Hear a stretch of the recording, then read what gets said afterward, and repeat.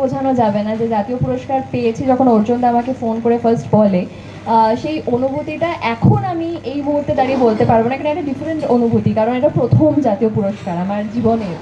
তো আমার এখনো পরিষ্কার মনে আছে, আমি শুটিং শেষে বাড়িতে এসেছিলাম, আমি বসেছিলাম, অর্জুন অনেকগুলো পরপর মিস কল এসেছিল, আশীর্বাদ, অর্জুনদা। আমি ভেবেছিলাম যে যেটার অপেক্ষা আমরা করছি হয়তো রিলিজ ডেট ফাইনাল হয়েছে, সেটার জন্য হয়তো আমাকে ফোন করেছে। কিন্তু অর্জুনদা, আই স্টিল রিমেম্বার, অর্জুনদা চিৎকার করে বলছে আমরা ন্যাশনাল অ্যাওয়ার্ড পেয়েছি এরকম করে। And few moments I think I was নাম, কারণ ইয়েস, হাউলিং, শি ওয়াজ হাউলিং। তো অসম্ভব ভালো লাগছে, কারণ ফাইনালি আমরা সবাইকে সিনেমাটা দেখাতে পারবো।